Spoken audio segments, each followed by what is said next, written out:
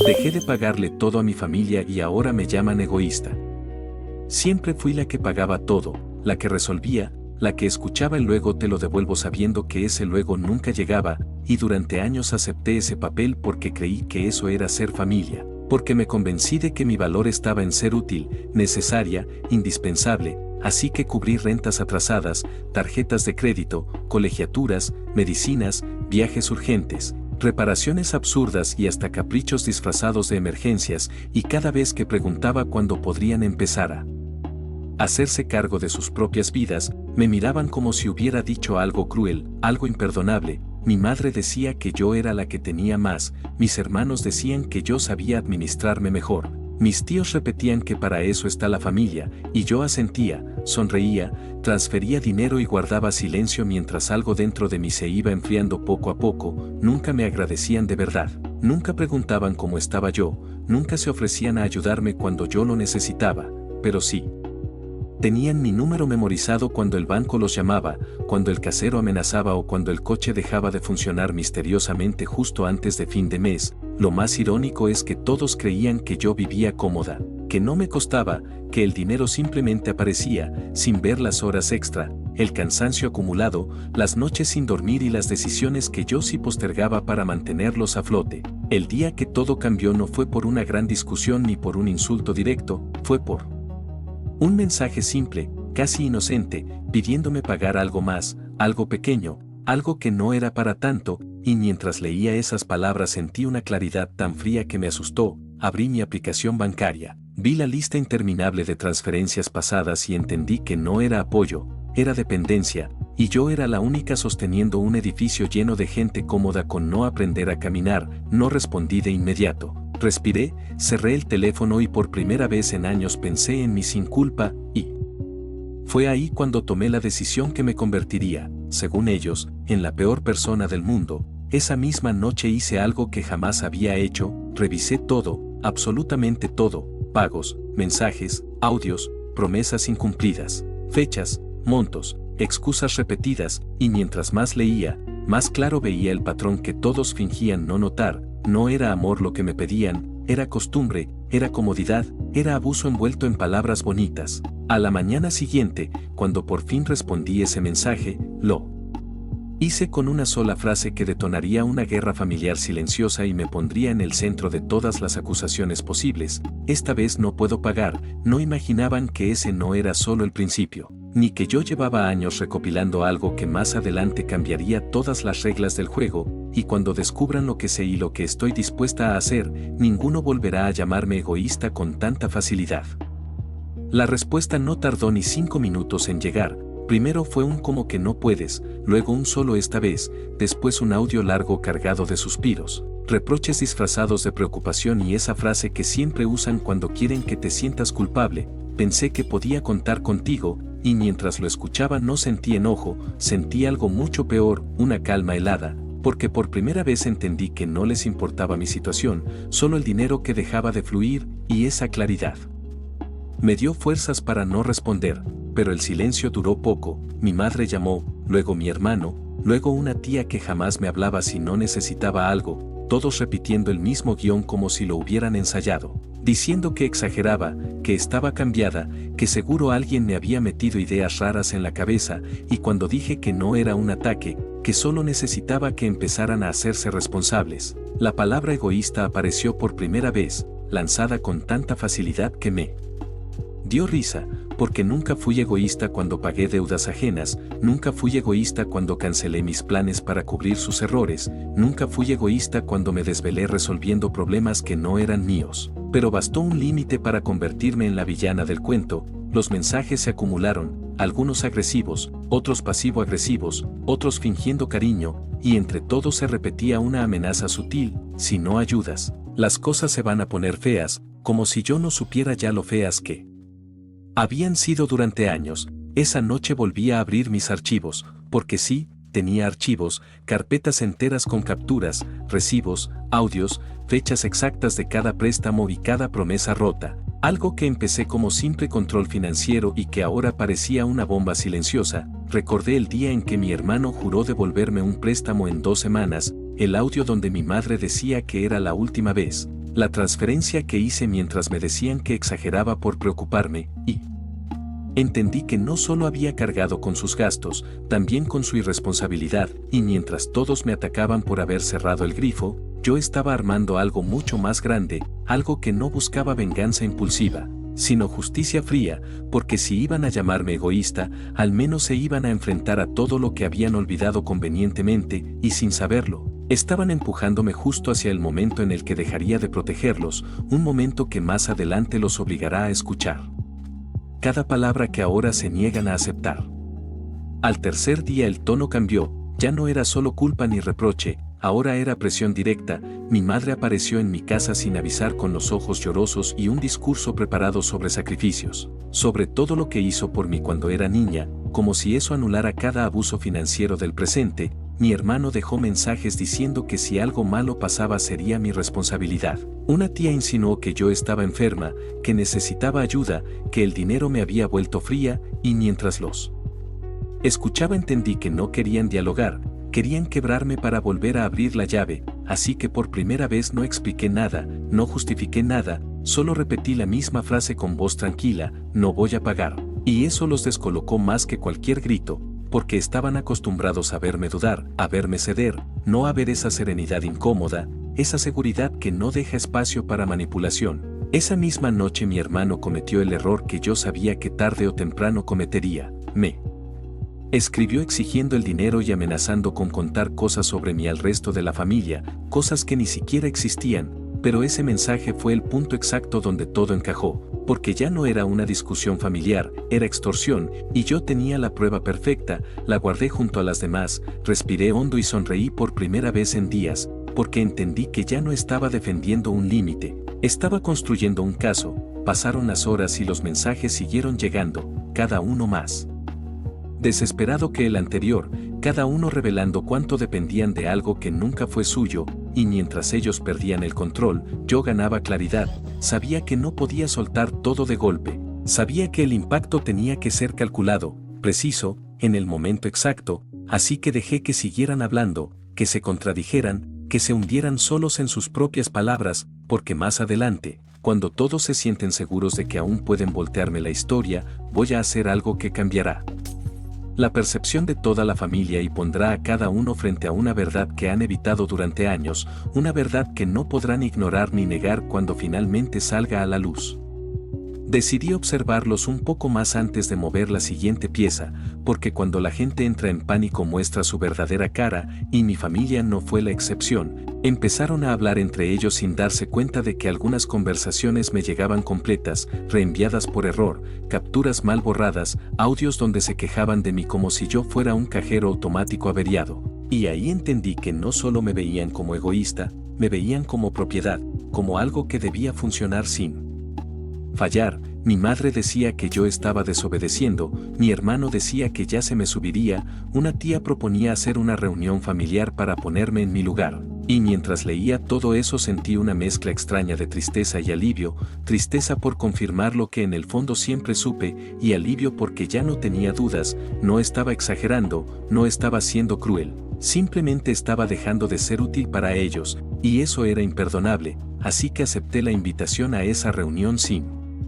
discutir, sin condiciones, con un simple ahí estaré. Lo que no sabían es que mientras ellos preparaban discursos emocionales y ataques disfrazados de preocupación, yo estaba organizando mis pruebas con una calma quirúrgica, fechas ordenadas, montos exactos, audios etiquetados, capturas claras, todo listo para el momento correcto, no para humillarlos, sino para que no pudieran mentir ni una sola vez. La noche anterior a la reunión dormí como no dormía desde hacía años, sin ansiedad, sin culpa, con la certeza de que pase lo que pase ya no volvería a pagar el precio de su comodidad, y mientras cerraba los archivos finales entendí que esa reunión no sería para convencerme de nada, sería el escenario donde por fin dejaría de ser la villana imaginaria y me convertiría en algo que jamás esperaron, alguien con memoria, con pruebas y con una decisión que, cuando se revele por completo, hará que muchos deseen haberme llamado egoísta en silencio. La reunión se hizo en casa de mi madre, el mismo lugar donde durante años me senté a escuchar problemas ajenos mientras sacaba el teléfono para hacer transferencias. Y apenas crucé la puerta sentí esa tensión espesa que aparece cuando todos creen tener la razón, estaban ahí mis hermanos, mis tíos, incluso un primo que casi no veía pero que mágicamente había aparecido, todos con caras largas y miradas de decepción ensayada, como si yo hubiera cometido un crimen imperdonable. Nadie me ofreció asiento, nadie preguntó cómo estaba. Mi madre comenzó hablando sin preámbulo sobre unidad familiar, sobre sacrificio, sobre lo mucho que les dolía verme convertida en alguien así, y cada palabra estaba cuidadosamente diseñada para devolverme la culpa que había soltado. Mi hermano interrumpió para decir que yo estaba exagerando, que solo necesitaban ayuda temporal, la misma ayuda temporal que llevaba años repitiéndose. Una tía lloró diciendo que yo estaba rompiendo la familia, y mientras los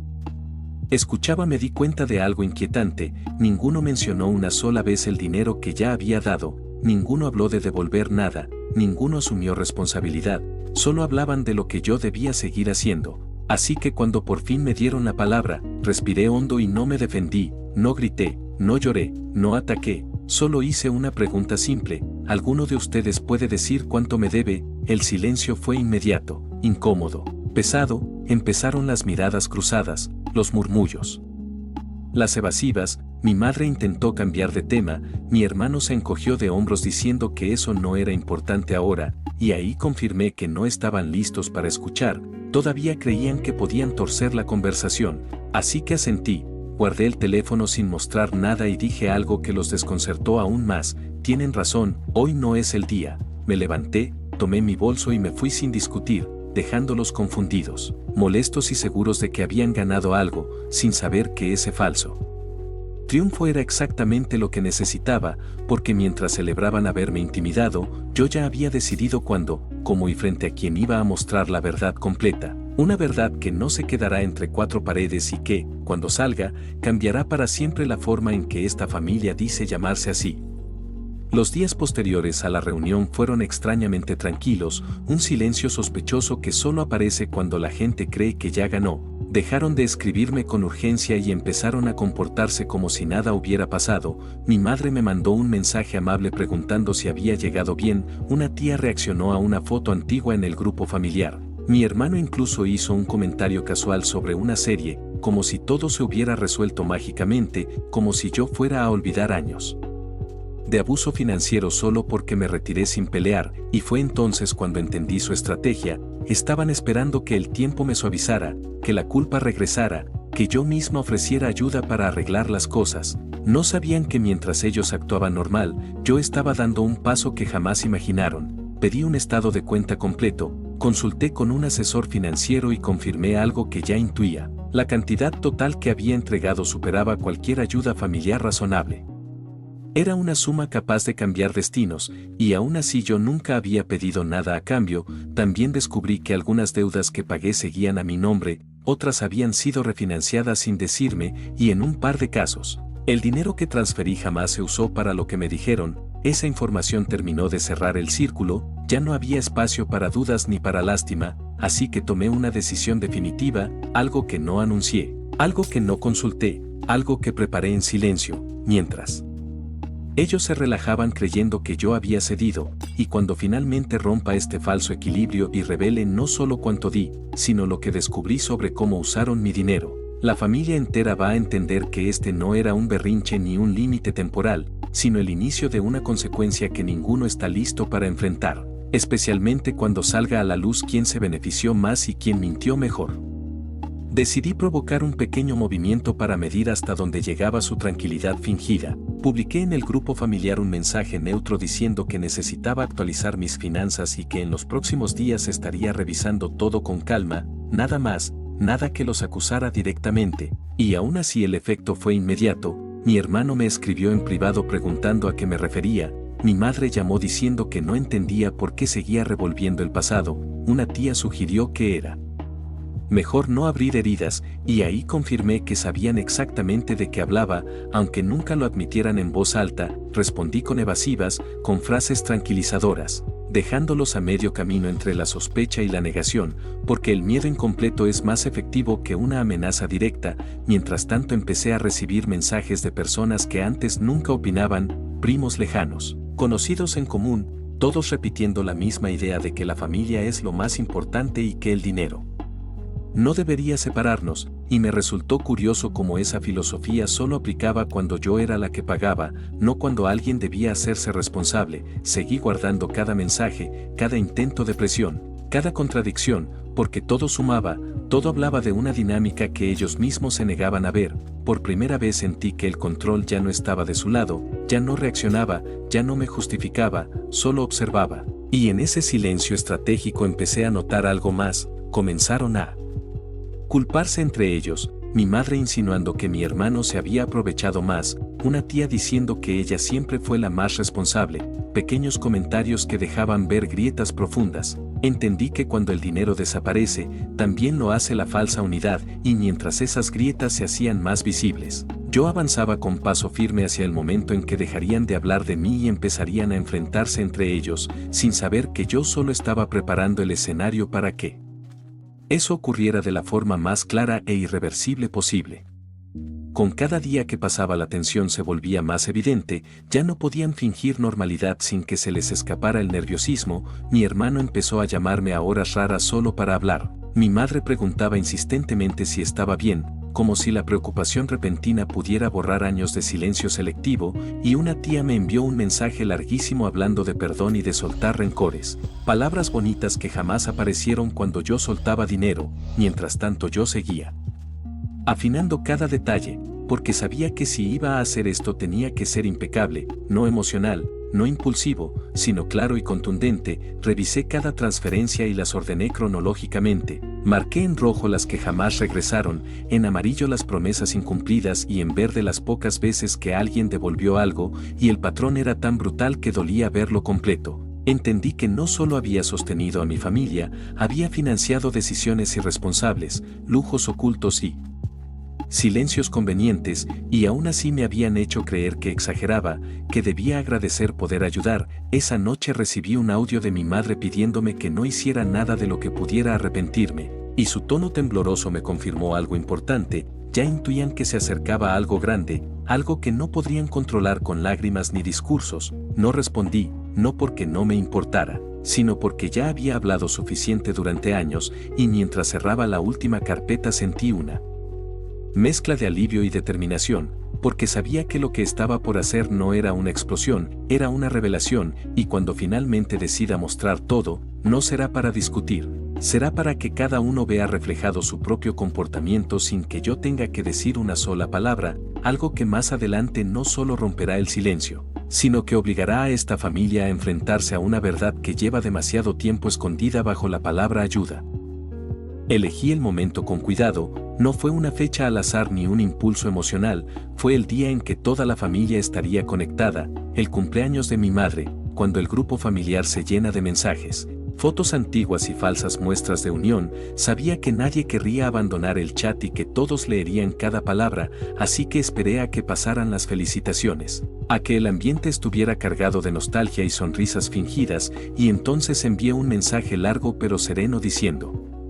que antes de seguir celebrando necesitaba cerrar un ciclo importante para mí, sin acusaciones directas, sin insultos, solo hechos. Adjunté un documento con el resumen de todo el dinero que había entregado durante años, fechas, montos, conceptos, capturas de transferencias y audios clave donde se prometían devoluciones que nunca llegaron. El silencio fue inmediato, tan absoluto que parecía irreal. Nadie escribió durante varios minutos, como si todos estuvieran leyendo con el corazón acelerado.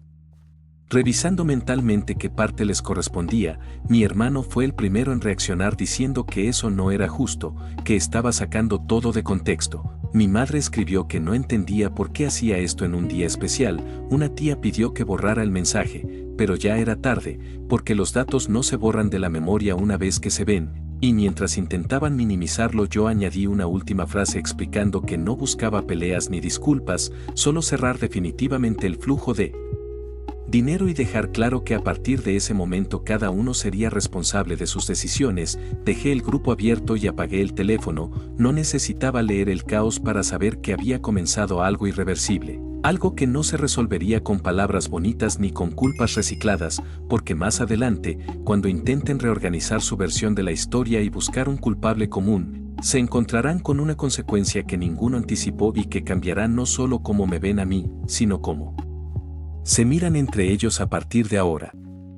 Cuando encendí el teléfono al día siguiente tenía decenas de mensajes, algunos largos, otros furiosos, otros extrañamente amables, como si la amabilidad tardía pudiera borrar los números fríos que ya habían visto. Mi hermano me acusaba de humillarlos, mi madre decía que me había pasado de la raya, una tía insistía en que los asuntos familiares no se ventilan así, pero ninguno negó los montos, ninguno dijo que las pruebas fueran falsas, ninguno pudo explicar por qué durante años el dinero solo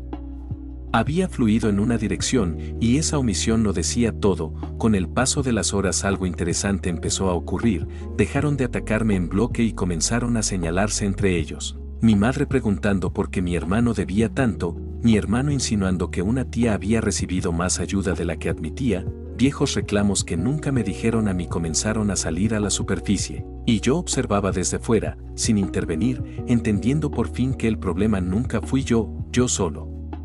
Era el pegamento que mantenía unida una estructura llena de grietas. Esa noche mi madre me llamó llorando, no para disculparse, sino para pedirme que arreglara el desastre que había provocado. Y por primera vez le dije algo que jamás había dicho: esto no me toca arreglarlo. Colgué sin gritar, sin temblar, y sentí un alivio tan profundo que casi me dolió, porque por primera vez no estaba sosteniendo a nadie más que a mí misma, y mientras ellos intentaban recomponer su relato sin el respaldo económico que los protegía, yo avanzaba hacia la última parte de mi decisión, una que no se anunciará en un chat ni se discutirá en familia, y que más adelante hará que todos entiendan que cortar el grifo fue solo el primer paso de algo mucho más definitivo.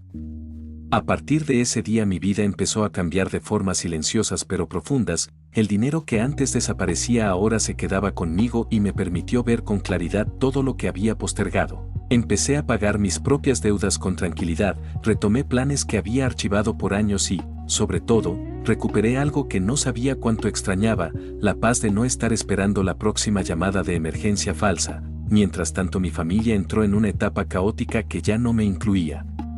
Mi hermano tuvo que enfrentar a los bancos sin mi respaldo. Mi madre empezó a notar que los problemas no se resolvían solo con discursos emocionales y algunas deudas reaparecieron como fantasmas que ya no podía espantar llamándome. Varios intentaron reconciliarse conmigo desde un lugar más honesto, otros eligieron el silencio resentido, pero ninguno volvió a pedirme dinero, y eso confirmó que el límite había quedado claro. Aún así yo sabía que no todo estaba cerrado, porque quedaba una última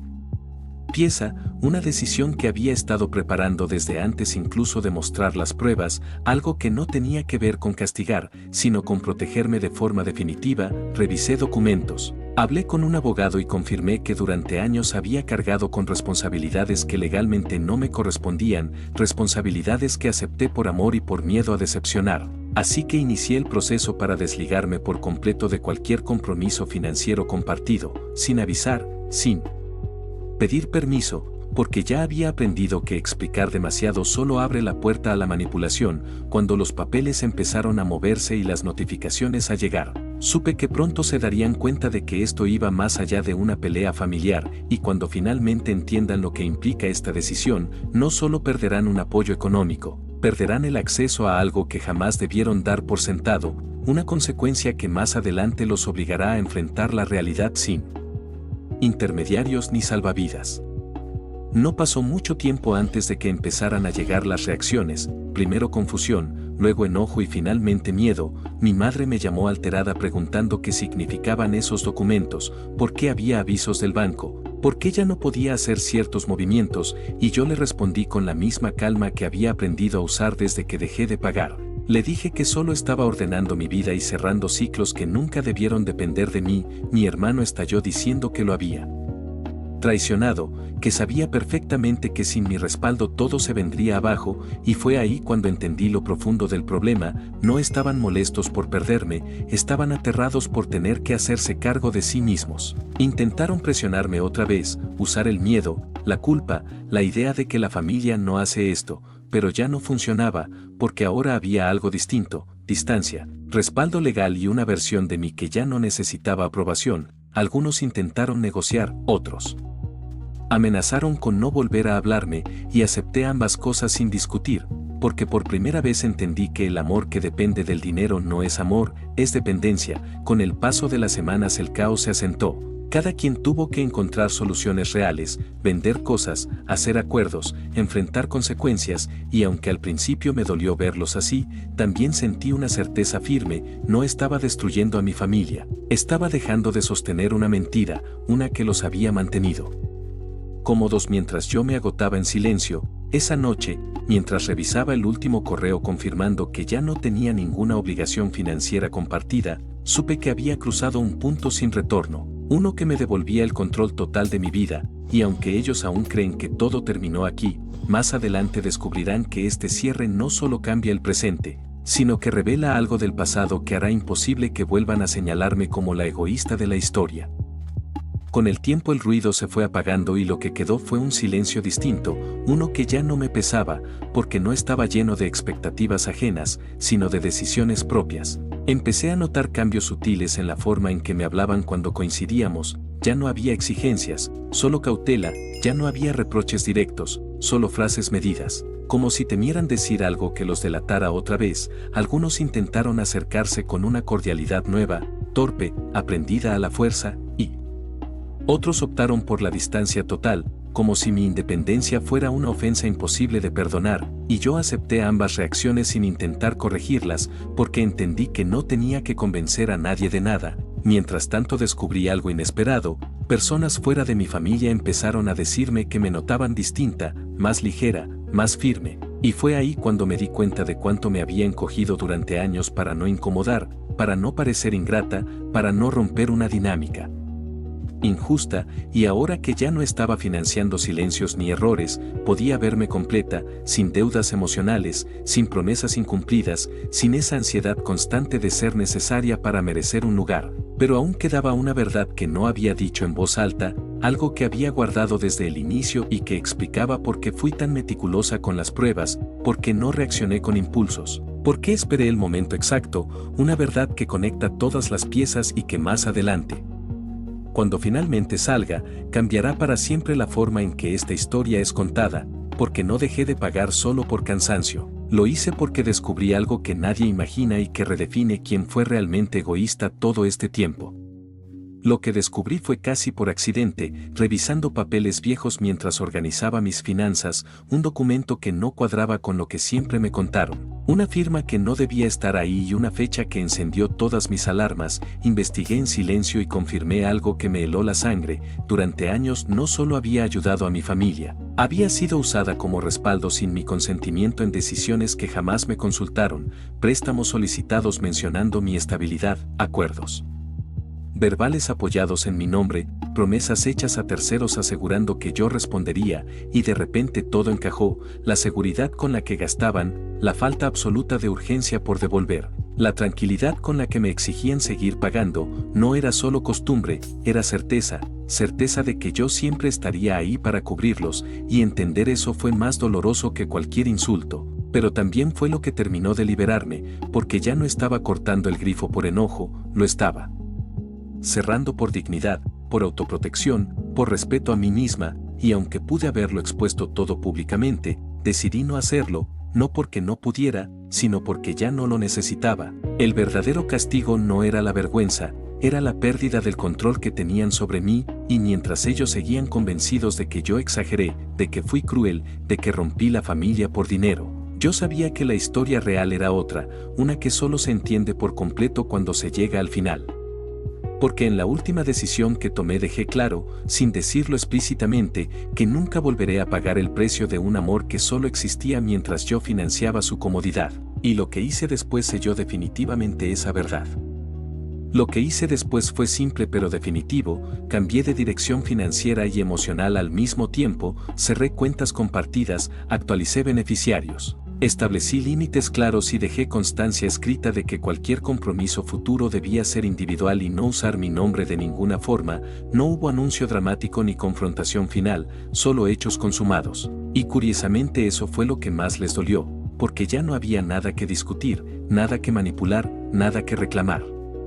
Con el paso de los meses algunos intentaron reconstruir la relación desde un lugar más sano, otros desaparecieron por completo, confirmando que su interés nunca fue yo sino lo que representaba. Y aunque al principio sentí una punzada de culpa, esa sensación se transformó en algo más fuerte, orgullo de haberme elegido por primera vez. Hoy vivo con tranquilidad, con planes propios y con una claridad que antes no tenía. Ya no me llaman egoísta, ahora me llaman distante, fría, cambiada, y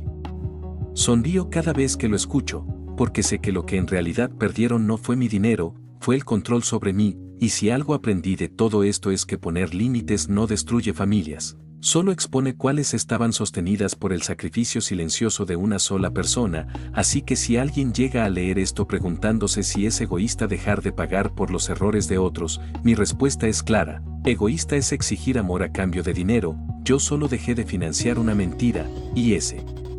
fue el acto más honesto que he hecho en toda mi vida.